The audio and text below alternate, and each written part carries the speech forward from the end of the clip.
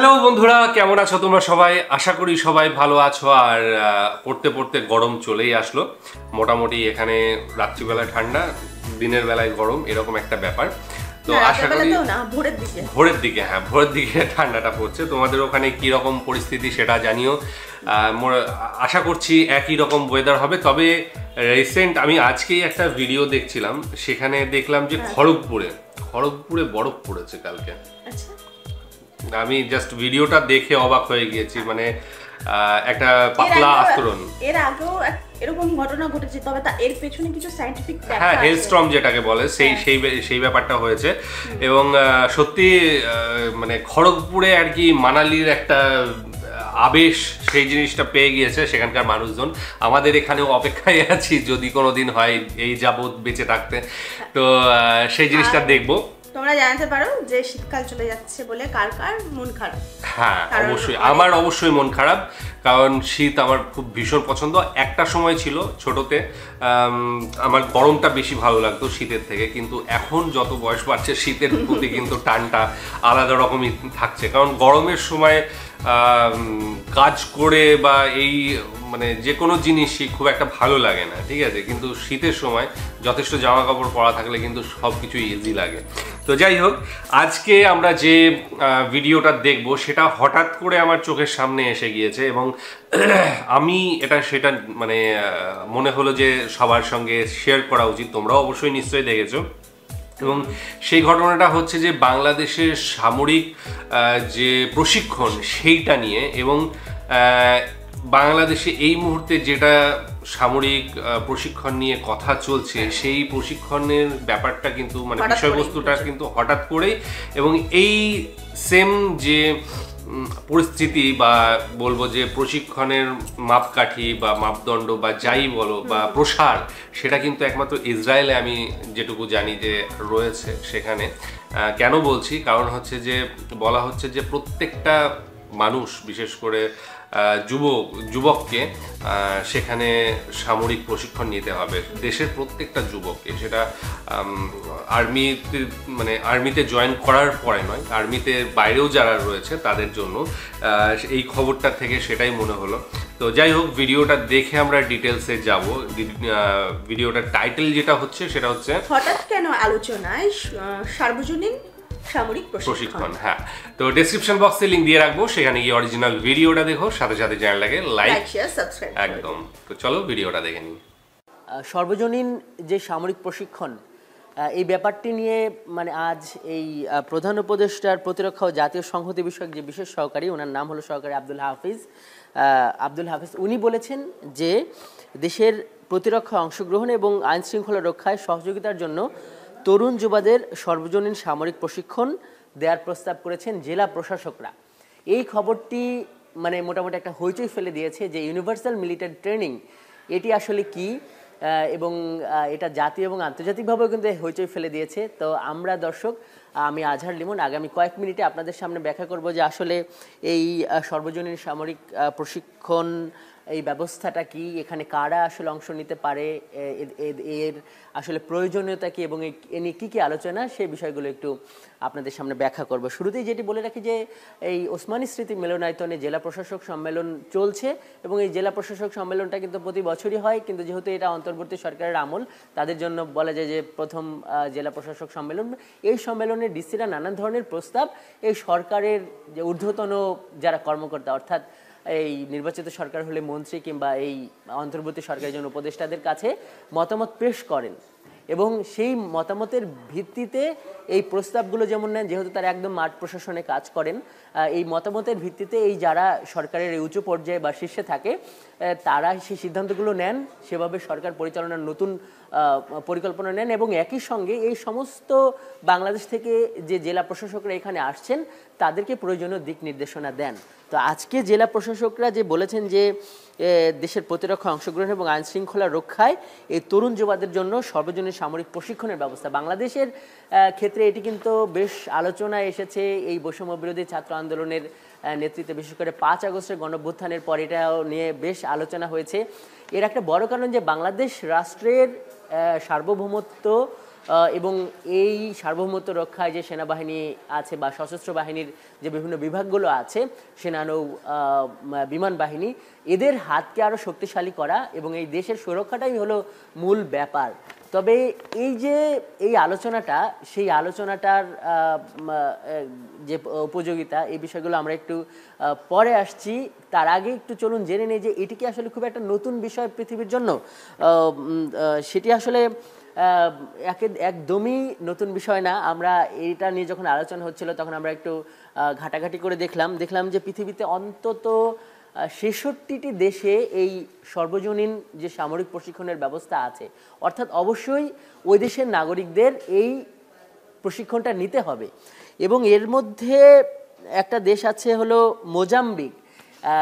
সেই দেশে প্রায় ২৪ মাস পর্যন্ত এই সামরিক প্রশিক্ষণটা নিতে হয়। আমরা যে ৬৬টা দেশের মধ্যে আমরা দেখলাম যে ব্রাজিলের ক্ষেত্রে ১৮ থেকে ৪৫ বছরের মধ্যে সামরিক প্রশিক্ষণটা নিতে হয় এবং এর যে ডিউরেশনটা বা সময়কালটা ১০ থেকে ১২ মাসে একটা প্রশিক্ষণ নিতে হয়। রাশিয়ার ক্ষেত্রে আমরা দেখেছি যে ১৮ থেকে ২৭ বছর এটা এই সামরিক প্রশিক্ষণটা নিতে হয়। এদের ক্ষেত্রেও এরকম ১০-১২ মাসের একটা প্রশিক্ষণের ব্যবস্থা আছে। মেক্সিকো, মিশর, ভিয়েতনাম, ইরান, তুর্কি, কলম্বিয়া, এই সমস্ত দেশগুলোতেও সামরিক প্রশিক্ষণের ব্যাপারটা হলো বাধ্যতামূলক। তবে এই দেশগুলো যেগুলো বললাম, এরকম ৬৬টি দেশের অধিকাংশ দেশেই যারা পুরুষ নাগরিকদের মধ্যে যারা পুরুষ, তাদের জন্য এই প্রশিক্ষণটা হলো বাধ্যতামূলক। এবং যেটি আমরা দেখলাম যে ১৮ বছরের নিচে এই প্রশিক্ষণের জন্য ডাকা হয় না, ১৮ বছরের পর একটা নির্দিষ্ট বয়স পর্যন্ত এই প্রশিক্ষণের জন্য কিন্তু ডাকা হয়। কিন্তু মোজাম্বিকের ক্ষেত্রে আমরা একটু আলাদা দেখছি। সেখানে আমরা দেখছি যে এদের প্রশিক্ষণের মেয়াদটা ২৪ মাস এবং এখানে শুধু পুরুষ নয়, এই পুরুষদের সঙ্গে নারীদেরও এই সামরিক প্রশিক্ষণটা বাধ্যতামূলক।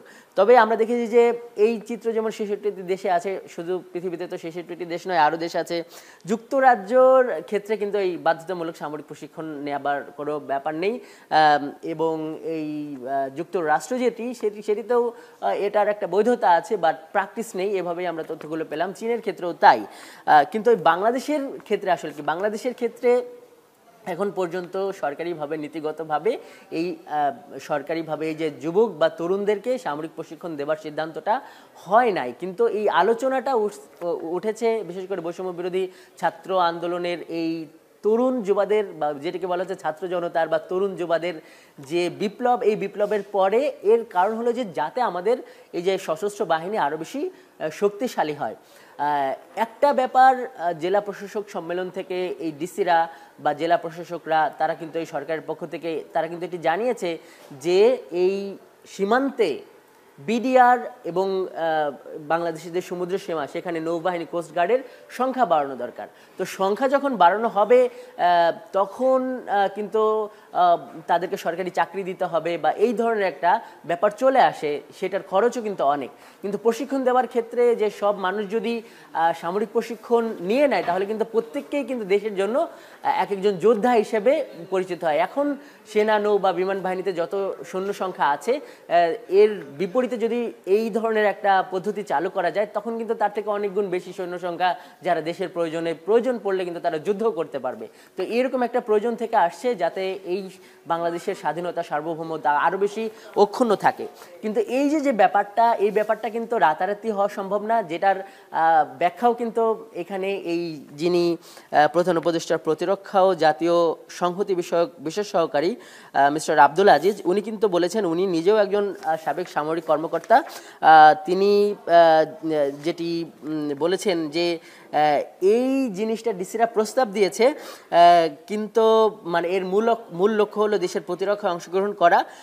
তিনি আরও কিছু কথা বলেছেন, যেটা আমি আপনাদেরকে একটু পড়ে শোনাই দর্শক। যে সেনাবাহিনীর প্রিন্সিপাল জেনারেল স্টাফ এ নিয়ে সুন্দর কথা বলেছেন। এটা ভালো দিক, তবে এই সিদ্ধান্তটা হলো রাজনৈতিক, অর্থাৎ নীতিগত বা সরকারি সিদ্ধান্ত। সরকার চাইলে সামরিক বাহিনী প্রশিক্ষণ দিতে প্রস্তুত। এটার জন্য উনি বলেছেন যে এটার একটা আর্থিক সংশ্লিষ্টতা আছে, মানে টাকা পয়সার একটা ব্যাপার আছে, এখানে অর্থ খরচ হবে। আর এটা জনগণের সিদ্ধান্ত, সরকারের সিদ্ধান্ত। সরকার চাইলে সশস্ত্র বাহিনী এটা করতে প্রস্তুত। এর সঙ্গে আবার আরেকটা কথা বলেছেন যে আনসার ভিডিপির কিন্তু এরই মধ্যে এই ধরনের একটা কর্মসূচি আছে। প্রত্যেকটা উপজেলায় একটা ইউনিট আছে যেই আনসারের অধীনে, তারা কিন্তু এরকম তরুণ বা যুবক, তারা কিন্তু এই প্রশিক্ষণ নিয়ে দেশের জন্য তৈরি হয়ে থাকে। আরেকটা ব্যাপার সবশেষ যেটি বলছে অনেক প্রস্তাব আসছে যে এটা কিভাবে করা যায়। তার আগে একটা কথা বলি যে বাংলাদেশের জন্য যে একটা সুবিধাজনক ব্যাপার আছে যেটাকে বলা হয় ডেমোগ্রাফিক ডিভিডেন্ড। এর মানে হলো যে এই বাংলাদেশের জনসংখ্যার কিন্তু মানে 4 ভাগের 1 ভাগ তরুণ, কাজে এই তরুণ জনগোষ্ঠীকে আরও বেশি দক্ষ করা, আরও বেশি দেশের জন্য প্রস্তুত করা, সেটি কিন্তু নানানভাবে আলোচনা হচ্ছে। তার মধ্যে কিন্তু এই ব্যাপারটি কিন্তু একটা গুরুত্বপূর্ণ ভূমিকা রাখতে পারে যে তাদেরকে যদি সামরিক প্রশিক্ষণ দেওয়া যায়, যেটাকে বলা হয় ইউনিভার্সাল মিলিটারি ট্রেনিং বা সর্বজনীন সামরিক প্রশিক্ষণ। তো এটার জন্য অনেক প্রস্তাব এসেছে বিভিন্ন পক্ষ থেকে, অনেকে লেখালেখি করেছে। আমরা যেটি দেখছি যে এখানেও অন্যান্য দেশের মতো বলা হচ্ছে যে একটা উপযুক্ত বয়সসীমা নির্ধারণ করা, যে 18 বছর বা এর কম বেশি হতে পারে, মেয়াদকাল হতে পারে 6 থেকে 9 মাস, প্রশিক্ষণকালীন খরচ সরকার বহন করবে এবং এই প্রশিক্ষণ শেষে তাদেরকে কিন্তু একটা সনদ দেওয়া যেতে পারে। তো এই বিষয়গুলো নিয়ে এভাবে আলোচনা হচ্ছে। এবং যেটি বলে রাখি যে আমাদের হাতে যেটি আছে যে এটা কিন্তু বিদেশের গণমাধ্যমে হয়েছে, যেমন সিনহুয়া তারা এই যে ফেব্রুয়ারির 18 তারিখে কিন্তু একটা খবর করেছিল আজকেই, হ্যাঁ, সেটি হলো যে তারা বলছে যে আজকের এই খবরটাকে তারা প্রকাশ করেছে যে the Bangladesh interim government is planning the possibility of introducing military training for youth. এই যে আব্দুল হাফিজ উনাকে বরাদ দিয়ে কিন্তু এটি বলেছেন। কাজে এটা বোঝা যায় যে এই যে সংবাদটা, এটাতে শুধু যে দেশের মানুষ একটা নতুনভাবে এই বিষয়টাকে নিচ্ছে তা না, আন্তর্জাতিকভাবেও কিন্তু আসলে নজর আছে যে আসলে এই ইউনিভার্সাল মিলিটারি ট্রেনিংয়ের ব্যাপারে আসলে সরকার কি পদক্ষেপ নেয়। তবে যেহেতু এটা রাজনৈতিক বা সরকারি সিদ্ধান্ত, এটির জন্য আমাদের অপেক্ষা করতে হবে যে আসলে এই অন্তর্বর্তী সরকার কিংবা পরবর্তীতে যে রাজনৈতিক সরকার আসবে তারা আসলে এই ধরনের কোন একটা উদ্যোগ এই বাংলাদেশের প্রতিরক্ষা কিংবা সার্বভৌমত্ব স্বাধীনতাকে সুসংহত করতে নেয় কিনা। তো এই ছিল আজকের মতো। আচ্ছা, এই যে ইউনিভার্সাল মিলিটারি ট্রেনিং যেটা প্রশিক্ষণ যেটা, সেইটা নিয়ে এই ভিডিওতে আমরা অনেকগুলো দেশের নাম শুনলাম।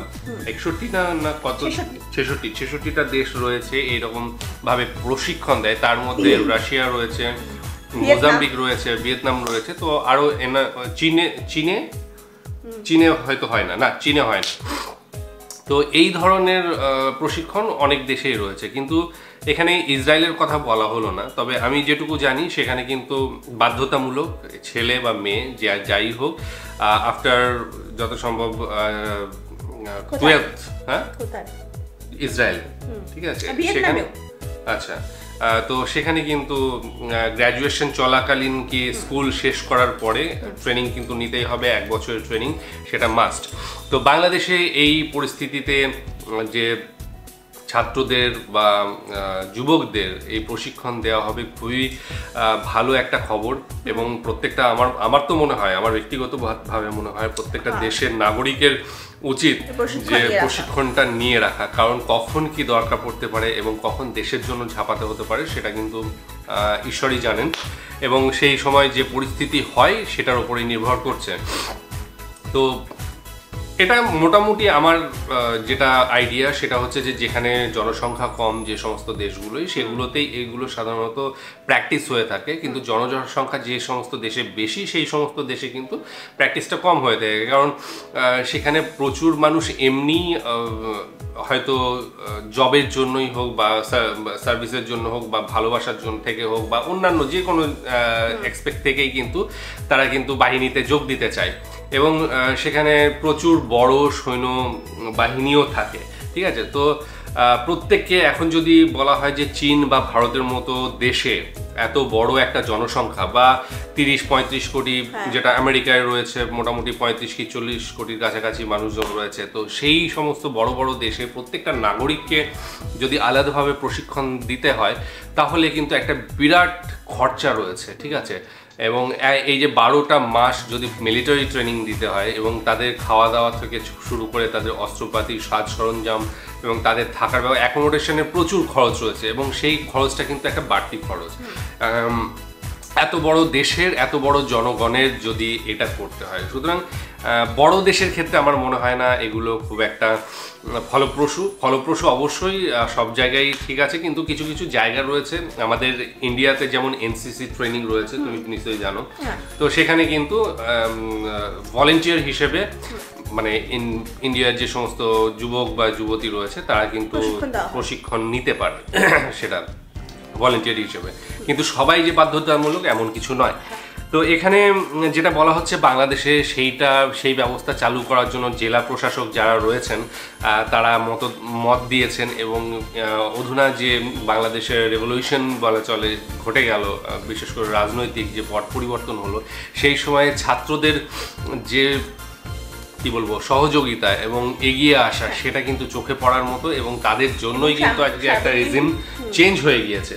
ঠিক আছে, এবং যদি সার্বজনীন প্রশিক্ষণ হয়, সামরিক প্রশিক্ষণ যদি হয়, এর থেকে বোঝা যাচ্ছে যে বাংলার যে মানে বাংলাদেশের যে ইউথ মানে কি বলে যুবশক্তি তারা কিন্তু সাবলীলভাবে এগিয়ে আসবে। হ্যাঁ অবশ্যই, এবং সেটা আমরা দেখতেও পাচ্ছি যে আমরা বিভিন্ন কমেন্ট সেকশনেও দেখি যে প্রচুর মানুষ, প্রচুর যুব সমাজের যারা প্রতিনিধি রয়েছে তারা কিন্তু এইটা নিয়ে কথা বলে যে আমাদেরও প্রত্যেকের উচিত, বিশেষ করে ইসরায়েলের খবর যখনই আসে বা এই ধরনের প্যালেস্তাইনের খবর যখন আসছে, তখন কিন্তু ইসলাম বা ইসলামিক যে সমস্ত কান্ট্রিগুলো রয়েছে বা বাংলাদেশের কথাই বলি, সেখানে কিন্তু প্রচুর ইউথ চায় যে আমাদেরও প্রশিক্ষণ দেওয়া হোক এবং আমরাও দরকার হলে সেখানে প্যালেস্তাইনের পক্ষে হয়ে যুদ্ধে অংশগ্রহণ করতে পারি বা বাংলাদেশে কোনো সমস্যা হলে সেখানে অংশগ্রহণ করতে পারি। তো সেটা যদি মনে হয় যে বাংলাদেশের পক্ষে সঠিক হবে সিদ্ধান্ত, সেটা অবশ্যই সরকার নেবে, এবং সরকারের যারা মাথায় রয়েছেন তারা অবশ্যই ছাত্রদল নির্বাচিত একজন মানে প্রতিনিধি প্রত্যেকেই ছাত্র এবং যুব সমাজের। তো সেই জায়গা থেকে আমার মনে হয় যে সিদ্ধান্তই নেওয়া হবে সেটা সঠিক সিদ্ধান্ত নেওয়া হবে, এবং অগ্রিম শুভেচ্ছা যদি এটা সফল হয়ে যায় তাহলে যারা যারা চেয়েছিল তাদের জন্য অগ্রিম শুভেচ্ছা এবং বাংলাদেশের জন্য অগ্রিম শুভেচ্ছা। তো আজকের মতো এখানেই শেষ করছি, আর তোমাদের মতামত অবশ্যই চাইছি, তোমরা কে কীভাবে নিচ্ছ এই ব্যাপারটাকে, তোমরা এই যে প্রশিক্ষণ নেওয়ার ব্যাপারটাকে তোমরা কিভাবে দেখছো সেটা নিয়ে অবশ্যই মন্তব্য করো। আজকের মতো এখানেই শেষ করছি, আগামী দিন আবার আসছি অন্য কোনো ভিডিও নিয়ে, ততক্ষণের জন্য স্টে টিউনড, টাটা।